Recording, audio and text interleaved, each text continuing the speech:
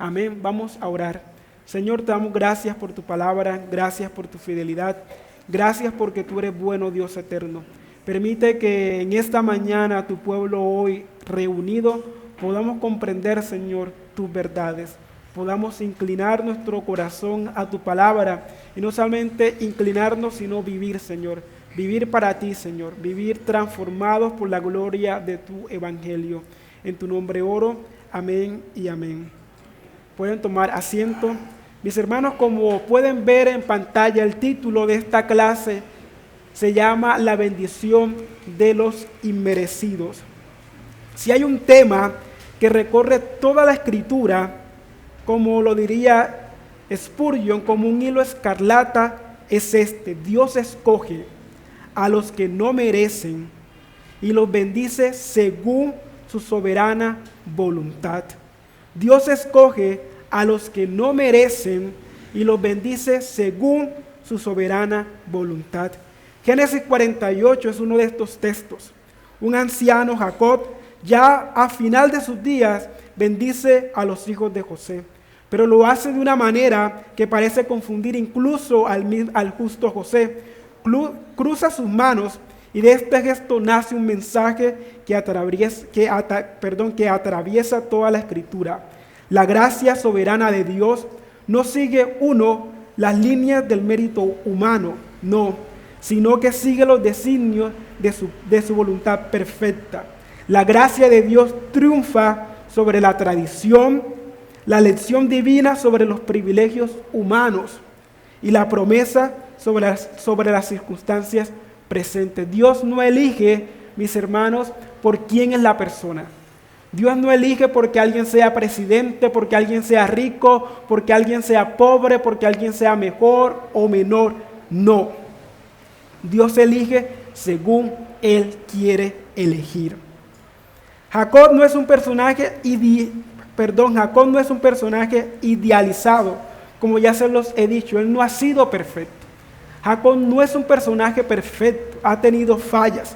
Engañó a su hermano, fue engañado por Labán, luchó con Dios en Peniel y salió renombrado Israel. Vemos más en la vida de Jacob, no un hombre perfecto, no, pero sí vemos a un Dios perfecto que transforma a hombres imperfectos. Y ese es el mensaje del Evangelio. Dios toma a hombres imperfectos y en su gracia los conforma a la imagen de Cristo Jesús. Ahora, al final de su peregrinaje, este mismo hombre quebrantado, pero transformado por la gracia, se convierte en un instrumento de revelación divina. Su vida es un testimonio de que Dios cumple sus promesas a pesar de que nosotros somos seres imperfectos. Jacob está en Egipto, lejos de Canaán, la tierra prometida. Faraón lo tiene en estima, pero él sabe que Egipto no es su hogar. Cuando José lleva a sus hijos para ser bendecidos, Jacob no solo actúa como un abuelo, sino como un profeta señalando hacia el futuro del pueblo de Dios. Es significativo que Jacob, al adoptar a Efraín y Manasés como míos, los incluye en la herencia de Israel. Esto no es un mero gesto de afecto, no, es un acto de fe que asegura que la promesa abrahámica se extiende más allá de las generaciones. Y ahora para esta clase quiero hacerles dos preguntas y quiero que usted piense en esto. ¿Confiamos en que Dios sabe lo que hace? Incluso cuando sus caminos nos parecen ilógicos. Y dos, reconocemos que la bendición más grande no es posición o poder, sino ser instrumentos de su propósito. Muchas veces escuchamos a personas decir: yo merezco esto, yo merezco aquello. Y cuando no lo tienen, dicen y lloran: esto es injusto. ¿Por qué, Señor? Yo merezco esto. Yo merezco un mejor trabajo, yo merezco una mejor familia. Y todo se trata de nosotros. Y cuando no lo tenemos, lloramos. Y cuando otra persona lo tiene, nos quejamos. Y quisiéramos estar en ese lugar de esa persona.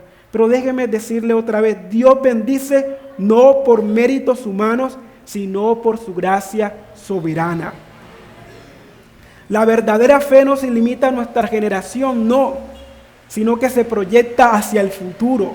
El Evangelio no tiene que morir con nosotros, tiene que extenderse generación tras generación. Un hombre marcado por errores y luchas, ahora en su lecho de muerte, se convierte en un canal de bendición divina para las generaciones venideras. Y ahora vamos a ver el primer punto de esta clase. Dios bendice a quien Él decide. Génesis 1:7. Sucedió después de estas cosas que dijeron a José: he aquí tu padre está enfermo. Y él tomó consigo a sus 2 hijos, Manasés y Efraín, y se le hizo saber a Jacob diciendo: he aquí tu hijo José viene a ti. Entonces se esforzó Israel y se sentó sobre su cama y dijo a José: el Dios omnipotente me apareció en luz en tierra de Canaán y me bendijo. Y me bendijo y me dijo: he aquí yo te haré crecer y te multiplicaré y te pondré por estirpe de naciones y daré esta tierra a tu descendencia después de ti por heredad perpetua. Ahora tus 2 hijos, Efraín y Manasés, que te nacieron en la tierra de Egipto, antes que viniese a ti a la tierra de Egipto, míos son, como Rubén y Simeón serán míos, y los que después de ellos has engendrado serán tuyos. Por el nombre de sus hermanos serán llamados en sus heredades. Porque cuando yo venía de parar en Aram, se murió Raquel en la tierra de Canaán, en el camino como a media lengua de tierra, viniendo a Éfrate, y la sepulté allí en el camino de Éfrate, que es Belén. Quiero decir esto. El texto comienza con una realidad universal, la enfermedad. Y quiero decirle a usted y a mí que un día usted y yo moriremos. No hay escape. En la muerte no hay escape. Y hay un dicho que la gente dice: lo único que el ser humano tiene seguro es la muerte. Y es verdad, y aquí lo vemos. Aunque Jacob, mis hermanos, fue transformado, aunque Jacob había luchado con Dios, y aunque Jacob había sido prosperado con Dios, el texto dice que Jacob está enfermo y son sus últimos días. El gran patriarca de la fe ha de morir. Y quiero que tenga esto presente: la enfermedad, el cuerpo de Jacob está decayendo. El patriarca de la fe se enfrenta al final de sus días. Y el autor sagrado no adorna esta verdad. La enfermedad y la muerte no son ajenas a los escogidos de Dios. La Biblia jamás enseña que los creyentes están exentos del sufrimiento físico. De hecho, en muchos casos, la aflicción, escuche bien esto, la aflicción es el escenario donde Dios revela su mayor gloria. Jacob, el que luchó con Dios, ahora está postrado. José es informado de la enfermedad de su padre y va a él con sus 2 hijos. Jacob, debilitado, recobra fuerzas al ver a José. Y lo primero que hace no es hablar de sí mismo, no, sino recordar la fidelidad de Dios. El Dios omnipotente me apareció en luz y me bendijo. Amigos, ven la prioridad en su mente, no su dolor, no su larga vida, no su sufrimiento, sino Dios. La historia de Jacob ha sido marcada por conflictos con su hermano, con su suegro y con sus propios hijos. Y sin embargo dice: Dios me bendijo. El Dios omnipotente me apareció. Ahora, mis hermanos, Él no habla de sus logros. No dice: José, mira lo que he hecho. No habla de sus decisiones. No habla de las cosas que ha logrado, sino habla de la revelación de Dios. Y no cualquier Dios, no. En hebreo aquí dice El Shaddai, Dios Todopoderoso. Jacob menciona que Dios se le apareció en luz, que es otro nombre para Betel.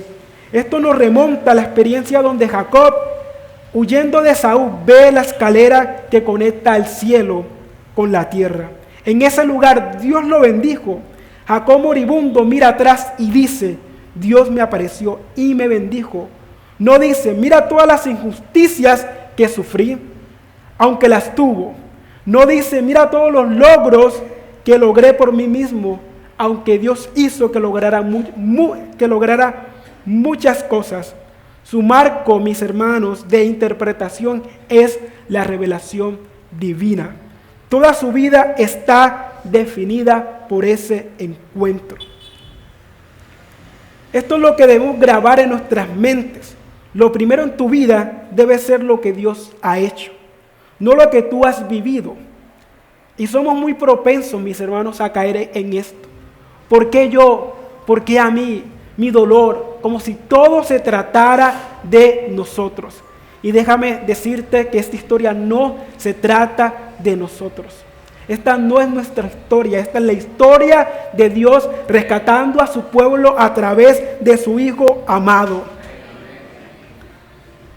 Y aquí Jacob cita la voz de Dios: yo te haré crecer, te multiplicaré y te daré esta tierra. ¿Te das cuenta? Este es el eco del pacto abrahámico. Multiplicación, una promesa de descendencia numerosa. Herencia, la tierra prometida. Naciones, una visión más allá de una sola familia. ¿Qué implica esto? Uno, la gracia soberana elige. Estos muchachos nacieron en Egipto. ¿Quiénes? Los hijos de José, tierra ajena. Sin embargo, son incorporados. Así actúa Dios. Elige a quien quiere, no por genealogía, sino por su propio propósito. Y dos, aquí vemos la tipología del Evangelio. Nosotros, nacidos fuera del pacto, fuimos adoptados en Cristo. Efraín y Manasés anticipan la doctrina de la adopción.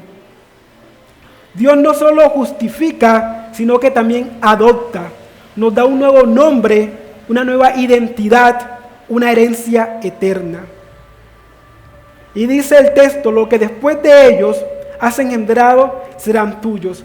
Jacob traza una línea clara. Efraín y Manasés serán contados como hijos suyos. Pero los demás hijos de Jacob no. Ellos van a heredar por medio de sus hermanos.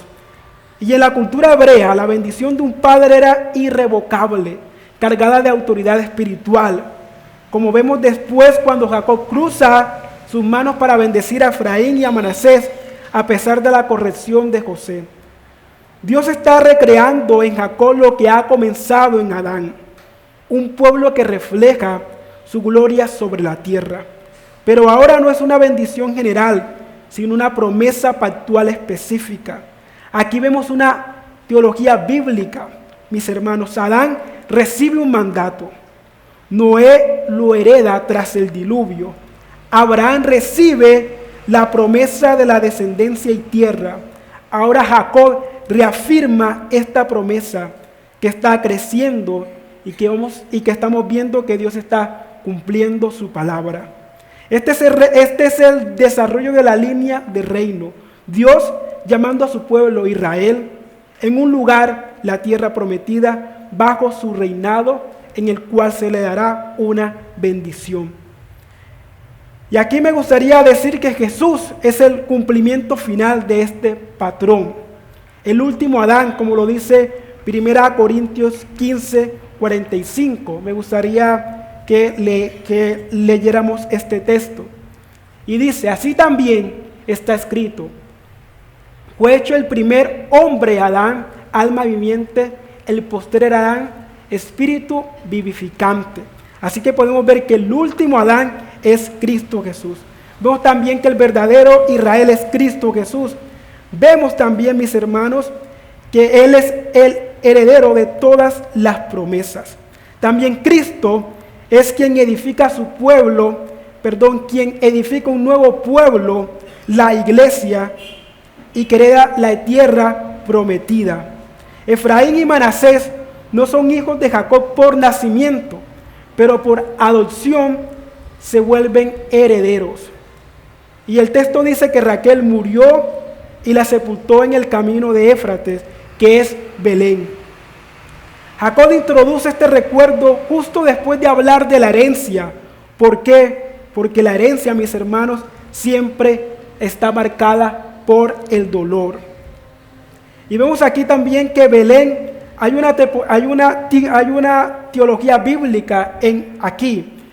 Por un lugar vemos la muerte de Raquel, la madre del hijo del amor de Jacob. Vemos también que en este lugar es el nacimiento de Cristo Jesús, el rey escogido. Y también vemos que este lugar, mis hermanos, es el nacimiento de David. Y ahora vamos a pasar al segundo punto de esta clase, la inversión de la bendición, Efraín sobre Manasés, versos del 8 al 16.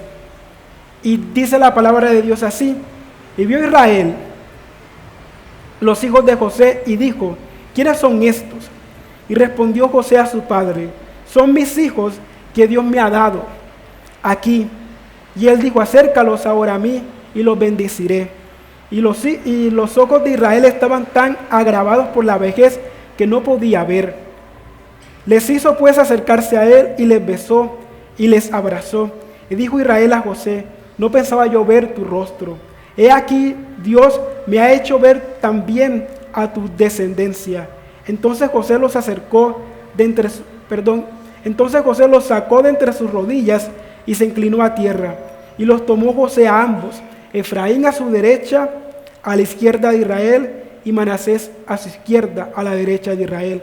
Y los acercó a él. Entonces Israel extendió su mano derecha y la puso sobre la cabeza de Efraín, que era el menor, y su mano izquierda sobre la cabeza de Manasés, colocando así sus manos adrede, aunque Manasés era el primogénito, y bendijo a José, diciendo: el Dios en cuya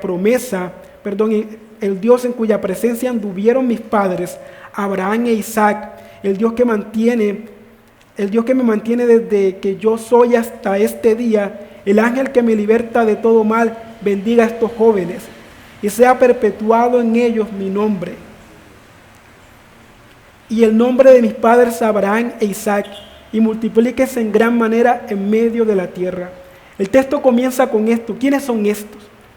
No debemos leer esta pregunta de manera, mis hermanos, sin importancia. Jacob no está simplemente tratando de reconocer rostros, está haciendo una declaración, mis hermanos, y es importante ver que lo que se trata aquí es sobre que Jacob e Israel está tomando a los hijos de José como suyos. El portador del pacto, el heredero de Abraham, está a punto de extender la bendición y no lo hace a ciegas. Pregunta: ¿por qué la bendición, mis hermanos, aquí? Y la pregunta, aquí es: ¿por qué elige a Efraín y por qué elige a Manasés para que esta promesa traspase a las generaciones? ¿Por qué no se la da a José? ¿Por qué José no hereda la promesa si es el hijo? ¿Y por qué Efraín, que son los hijos de la segunda generación, mis hermanos, toman esa promesa? ¿Por qué Efraín y Manasés? ¿Por qué no José? Y es que el Señor no quiere limitar su promesa a una sola generación. Recordemos que Él ha dicho que Él es el Dios de generaciones en generaciones. Y Jacob entiende esto, que la promesa de Dios va mucho más allá, que la promesa de Dios no se detiene por una sola generación, sino que la promesa de Dios va a ser de generación en generación. José responde a esta pregunta: son mis hijos que Dios me ha dado aquí. Qué respuesta gloriosa. En una tierra pagana, en el corazón del imperio egipcio, Dios ha dado fruto. José no dice: son mis hijos. No, solamente reconoce que Dios se los ha dado, no son míos. Y es importante: Dios me los ha dado. José reconoce que la bendición viene del Señor. Todo lo que tenemos, incluso nuestras familias, es un regalo soberano de Dios. Este encuentro no ocurre en Betel, ni en Hebrón, ni en un lugar sagrado de la historia patriarcal. Está ocurriendo en Egipto, en tierra extraña, en un entorno donde los dioses falsos dominan. Sin embargo, el Dios del pacto no está confinado a Canaán. Él bendice también en Egipto. Y esto es claro y importante porque recordemos que este texto está siendo leído, mis hermanos, por la nación de Israel, una nación que ha salido de Egipto y que piensa que los dioses solamente se limitan a ciertas partes. Y al leer esto, ellos entienden que Dios bendice en cualquier lugar de la tierra. Que el Señor no es como los dioses de Egipto, mis hermanos, que solo la cosmovisión era para bendecir ciertos lugares. No, Dios es el Dios de toda la tierra y Él bendice en cualquier momento y como Él quiera. Y es un tema importante. Dios es fiel aunque su pueblo esté exiliado. Y esto es algo que vamos a ver en toda la historia. Cuando Israel pasa al exilio, Dios sigue permaneciendo fiel. Aun cuando estemos lejos, aun cuando nuestras circunstancias parezcan extrañas o diversas o adversas, Dios continúa su obra. ¿Por qué? Porque esto no se trata de nosotros, sino de Él. Él sigue bendiciendo, sigue llamando, sigue apartando a los suyos. Jacob dice: acércalos a mí y los bendeciré. ¿Quién es Jacob? Un anciano frágil, cuya vista casi está extinguida, pero cuya fe está más clara que nunca. Y aquí es donde vemos, mis hermanos, la obra de Dios. Si usted se acuerda, ¿cómo empezó Jacob? Jacob empezó siendo un engañador, un mentiroso, un ladrón. Y aún así, la gloria de Dios brilla mucho más allá que los pecados de Jacob. La gloria de Dios brilla mucho más allá que los fracasos que ha tenido Jacob en su vida. Y vemos a un hombre que ha sido transformado por la gloria de Dios. Él va a bendecir no según la carne. Y eso sí, de esto es importante, que Jacob no está bendiciendo según la carne, sino según el Espíritu. Va a cruzar los brazos, como veremos en los versículos siguientes, y romper el orden natural, porque así es la gracia de Dios. Soberana, inesperada y libre. Actúa como quiere y con quien quiere. Nada la domina, nada la controla, nada la retiene, mis hermanos. La bendición que Jacob ofrece no es un mero deseo de bienestar, es la transición del favor de Dios, una señal visible de que estos niños estaban siendo injertados en la historia redentora. Jacob no se limita a mantener la tradición, él actúa como un profeta, como boca de Dios. No pensaba ver yo tu rostro, dice Jacob, he aquí Dios me ha hecho ver también a tu descendencia. Qué confesión tan humilde y llena de gratitud. Jacob recuerda sus años de aflicción. Año tras año lloraba creyendo a José muerto, pero ahora no solo ve el rostro de su hijo, sino también a sus nietos. He aquí una triple misericordia en la vida de Jacob. 1, Dios restaura lo que se creía perdido. 2, Dios añadió bendición sobre bendición. Y 3, Dios preservó el corazón de Jacob hasta el final para que viera la promesa cumplirse. Y dice la palabra de Dios: y los tomó José a los dos, a Efraín a su derecha, a la izquierda de Israel, y a Manasés a su izquierda, a la derecha de Israel, y los acercó a él. Manasés, el primogénito, debería recibir la bendición principal, pero no es así. Efraín, el menor, debería recibir la bendición secundaria. Y aquí vemos un principio de la gracia soberana de Dios. Dios frecuentemente elige el menor sobre el mayor para demostrar que su bendición no depende de méritos humanos, sino de su voluntad soberana. Abel fue aceptado, no Caín. Isaac fue el heredero, no Ismael. Jacob fue escogido, no Esaú. David fue ungido rey siendo el menor de sus hermanos. ¿Por qué? Porque la palabra de Dios ha dicho que de lo vil y de lo menospreciado el Señor ha decidido tomar, mis hermanos. para humillar a aquellos que se creen grandes y sabios.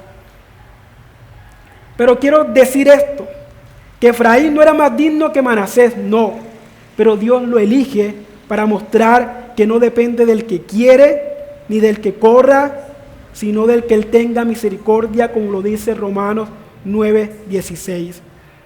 Cuando Jacob cruza sus brazos para poner su derecha sobre Efraín el menor, está actuando bajo inspiración divina. Efraín llegó a ser una tribu dominante del norte. Josué, quien lideró la conquista de Canaán, era de Efraín. El arca del pacto estuvo en Silo, tierra de Efraín. El reino del norte, Israel, fue llamado frecuentemente Efraín. Manasés no fue rechazado, pero Efraín recibió la primicia espiritual. El nombre de Efraín significa Dios me ha hecho fructificar en la tierra de mi aflicción. Qué nombre tan gloriosamente mesiánico. Cristo es el verdadero Efraín porque fue afligido, despreciado, humillado, pero resucitó gloriosamente. En su tierra de aflicción, la cruz llevó mucho fruto. Él es el Hijo que fructifica más allá de lo esperado. De una muerte vergonzosa brota vida para todos los pueblos, para todos sus elegidos. Y dice la palabra de Dios, el Dios en cuya presencia anduvieron mis padres Abraham e Isaac. Jacob comienza reconociendo que el Dios que lo ha guiado no es un Dios nuevo, es el mismo Dios del pacto eterno, el mismo que llamó a Abraham de Ur y a Isaac en Berseba, el Dios que se reveló con su propósito, formar un pueblo, llevar a cabo la redención y cumplir su promesa en Cristo Jesús. El Dios de la Biblia es el mismo ayer, hoy y por los siglos de los siglos. No cambia, no falla. Su fidelidad no es, mis hermanos, por momento, es continua. Su relación con nosotros no es emocional y gloriosamente damos gloria a Dios que no es emocional, no, es pactual, sellada en Cristo Jesús e irrevocable. El Dios que me pastoreó, dice Jacob, desde el día en que nací hasta hoy. Qué confesión tan grande. Jacob no se presenta como un hombre fuerte que logró cosas por su cuenta. Él reconoce que ha sido pastoreado por el Señor. Él que fue el engañador, que fue fugitivo, el que luchó con Dios con Peniel, sin embargo al final de su vida puede decir que el Señor lo ha pastoreado, que es el Señor. Aquí no brilla su astucia, aquí no brilla el pecado de Jacob, no, sino únicamente la gracia de Dios que lo sostuvo. Dios es el autor y sustentador de nuestra fe, desde el nacimiento hasta nuestra muerte. Él nos guía como un pastor guía a sus ovejas. Él es nuestro pastor. Y sigue diciendo Jacob, el ángel que me liberta de todo mal. Aquí no se refiere a un ángel común. Jacob está hablando de una manifestación divina, de aquel que ha intervenido repetidamente en su vida, el ángel del Señor, el mismo que luchó con él en Peniel, el mismo que le habló en sueños, el mismo que en la plenitud de los tiempos se hizo carne y habitó entre nosotros. Esta es una referencia al Cristo preencarnado, el Verbo eterno, activo en la historia, cuidando y redimiendo antes de nacer en Belén. El mismo que libertó a Jacob de Saúl, de Labán, del hambre y de la desesperación. Desde el principio, Cristo ha estado obrando como redentor. No comienza en Mateo, sino en Génesis. No entra en la historia al azar, sino como cumplimiento del plan eterno de salvación. Bendiga y dice Jacob, bendiga a estos jóvenes y sea perpetuado en ellos mi nombre y el nombre de mis padres, Jacob no pide prosperidad temporal solamente, él pide que la herencia espiritual continúe, que estos hijos crezcan, no solo en número, sino en fidelidad, que el nombre de Abraham, Isaac y ahora suyo se mantengan vivos como portadores de la promesa de Dios. Jacob no ora para que la fe sea corta, para que no haya una interrupción. Esta debe ser nuestra oración. No podemos estar contentos con iglesias llenas si nuestros hijos no siguen, mis hermanos, al Dios que nos pastoreó. La misión es perpetuar el nombre de Dios de generación en generación. La fe no puede, mis hermanos, apagarse con nosotros. No podemos retener el mensaje y el reino de Dios. Este es un llamado también a que tenemos que ser, mis hermanos, portadores de Dios. Tenemos que predicar el evangelio de Dios, mis hermanos, porque la fe no se detiene en nosotros y no se puede detener en nosotros. Y vamos a ver el último punto de la clase, la bendición que trasciende el mérito. Versos 17 al 22. Y dice, pero viendo José que su padre ponía la mano derecha sobre la cabeza de Efraín, le causó esto disgusto y asió la mano de su padre para cambiarla de cabeza de Efraín a la cabeza de Manasés.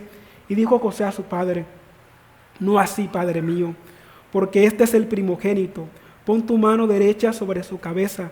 Mas su padre no quiso y dijo, lo sé, hijo mío, lo sé. También él vendrá a ser un pueblo y será también engrandecido, pero su hermano menor será más grande que él y su bendición formará, y su hermano menor será más grande que él y su descendencia formará multitudes de naciones. Y lo bendijo aquel día diciendo, en ti bendecirá Israel, diciendo, hágate Dios como Efraín y como Manasés. Y puso a Efraín antes de Manasés. Y dijo Israel a José, aquí yo muero, pero Dios estará con vosotros y os hará volver a la tierra de vuestros padres. Y yo te he dado a ti una parte más grande que a tus hermanos, la cual tomé yo de la mano del amorreo con mi espada y con mi arco. Este pasaje pone en tensión dos cosas, la lógica humana y la soberanía de Dios. José, hijo fiel, no está actuando por malicia, no, él simplemente quiere lo que le parece justo, que el primogénito reciba la bendición mayor. Pero su padre Jacob, guiado por el Espíritu de Dios, cruza sus manos, rompiendo la norma, y coloca al menor por encima del mayor. José no entiende, le disgusta e intenta corregir a su padre. Y dice el texto que le causó esto disgusto. José está genuinamente molesto. El texto hebreo sugiere más que incomodidad. Está perpetuado, quizás incluso ofendido. ¿Por qué? Porque Jacob no está siguiendo el protocolo esperado. Está invirtiendo el orden, está rompiendo la norma del derecho de primogenitura. El Evangelio, mis hermanos, mismo es una interrupción radical del orden esperado. Dios no escoge lo fuerte, sino lo débil. No al mayor, sino al menor. No a los sabios, sino a los niños. No al justo, sino al pecador. Y dice el texto, asió la mano de su padre para cambiarla. Aquí está el corazón del asunto. José no solo protesta verbalmente, sino que toma la mano de su padre e intenta forzar el cambio. En esencia, José quiere ajustar la bendición a su entendimiento correcto. Pero él dice, no así, padre mío, porque este es el primogénito. José apela al orden natural, el derecho de nacimiento. Él no entiende por qué Jacob está actuando de esta manera. Pero aquí podemos ver que Jacob, mis hermanos, está actuando proféticamente. Mas su padre no quiso y dijo, lo sé, hijo mío, lo sé, también él vendrá a ser un pueblo y será también engrandecido, pero su hermano menor será más grande que él. Esto no es un acto de terquedad, es un acto de sabiduría divina. Comunicado por el Espíritu, Jacob no está improvisando, está profetizando, está revelando la soberana elección de Dios, porque el Señor elige a quien Él quiere elegir. Jacob reconoce la petición de José, pero no cede ante esta petición. No porque sea obstinado, no, sino porque está obedeciendo a Dios y no a la lógica humana. Hay una sabiduría que el mundo no entiende, pero que procede de lo alto. Muchas veces queremos enseñar a Dios a cómo gobernar el mundo. Muchas veces pensamos en nuestra mente y decimos, pero Señor, si tú hicieras esto, ¿cuán atrevidos somos? Solamente al sugerirle al Señor otro camino que Él ha pensado tomar. Muchas veces nuestras mentes son tentadas a decir, Señor, pero si tú cambiaras esto, Señor, si tú intervinieras de esta manera, todo sería diferente. Pero cuán atrevidos somos nosotros, mis hermanos, al sugerirle a Dios un camino totalmente contrario al que Él ha hecho. Somos como Pedro, cuando Cristo le dijo que he de morir, y Pedro le dice, necio, ¿por qué hablas así? ¿Y qué le dice Cristo? Apártate de mí, Satanás. ¿Por qué nosotros pensamos que nuestras mentes son más perfectas que las de Dios? Queremos corregir su sabiduría. Queremos que nuestra lógica gobierne. Pero Jacob, bajo la guía del Espíritu, no se retracta. No modifica la bendición según el sentimiento de José, sino que él sigue la voluntad eterna de Dios. Su hermano menor será más grande que él, y su descendencia formará multitud de naciones. Este es un patrón bíblico. Dios escoge lo débil para avergonzar lo fuerte. La primogenitura no garantiza, mis hermanos, la primicia bajo la cosmovisión divina. Dios no está obligado, escuche bien, Dios no está obligado por el orden natural. Él es libre, soberano y gloriosamente impredecible. Usted no sabe cómo va a actuar Dios. Usted no sabe lo que Dios va a hacer. Usted puede, mis hermanos, pensar que Dios va a hacer algo de tal manera, pero Él no es como nosotros. El rey, mis hermanos, y escuche esto, el rey pudo nacer en palacios, pero nace en un pesebre. El Mesías pudo morir de cualquier manera, pero muere crucificado. El menor se convierte en el mayor, porque la lógica de Dios no es según la lógica humana. Pero su hermano menor será más grande que él. Jacob no se deja corregir por José, él insiste con certeza espiritual. Esta elección no es arbitraria, como ya se los dije, ni emocional. Mis hermanos, Jacob está hablando bajo la guía de Dios, como lo hicieron antes Isaac y Abraham. El patrón bíblico continúa: Dios elige según su propósito, no según la tradición humana. Y como lo dice Efesios 1:11, Él ordena todas las cosas conforme el consejo de su voluntad. Efraín no fue una casualidad, fue un ejemplo viviente de que la gracia de Dios no sigue los esquemas humanos. Dios no sigue los esquemas humanos. Y dice Jacob: aquí yo muero, pero Dios estará con vosotros. Esta frase debe haber estremecido el corazón de José. Jacob reconoce su muerte, pero no la presenta como un fin.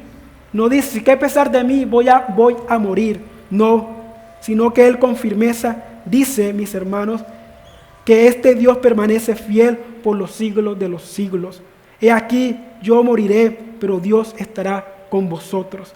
La fidelidad de Dios trasciende nuestras individualidades. Aunque los siervos de Dios mueran, el Dios del pacto vive para siempre. Y ese Dios ha prometido hacerlos volver a la tierra prometida. Y dice el texto: yo te he dado a ti una parte más que a tus hermanos. Aquí Jacob otorga a José una doble porción, más que a sus hijos. Y esto lo podemos ver en Efraín y Manasés, porque estas serán tribus separadas en Israel, lo que significa que José recibe doble herencia. Esto lo hace el primogénito, en efecto, aunque no lo fue por nacimiento. Y aquí Dios puede exaltar a quien fue vendido, humillado y olvidado como José. ¿Quién fue más humillado por sus hermanos, enviado al exilio, traicionado por los suyos y exaltado por Dios? Solamente Cristo Jesús. Él recibió no solo una doble porción, sino toda la herencia completa. Él es el Hijo amado, a quien el Padre ha dado un nombre sobre todo nombre, y aquel en cuya, mis hermanos, presencia toda rodilla se doblará. En Él nosotros también somos herederos de una tierra eterna. Esta parte que Jacob tomó de los amorreos es una imagen profética de conquista. Jacob lo menciona como un acto de valentía anticipado, lo que sus descendientes harán por fe. Así también Cristo conquistó lo que Adán había perdido, la tierra, el reino y la herencia. Y no solamente eso, sino su pueblo. Ahora quiero hacerles 3 preguntas. ¿Estamos, mis hermanos, conformes con lo que Dios nos da o somos ingratos a lo que Dios hace en nuestras vidas? Reconocemos que la herencia más gloriosa que tenemos no es física, sino Cristo. Que Cristo es suficiente, aunque tengamos y aunque no tengamos. Cristo es suficiente para nosotros. Y lo más importante, podemos decir como Jacob: yo muero, pero Dios estará con vosotros. Jacob cruzó sus manos porque Dios ya había cruzado sus caminos. José recibió más de lo que esperaba porque Dios da más de lo que nosotros pedimos. Y aunque el patriarca muera, la promesa no muere. La herencia sigue y la fidelidad no termina.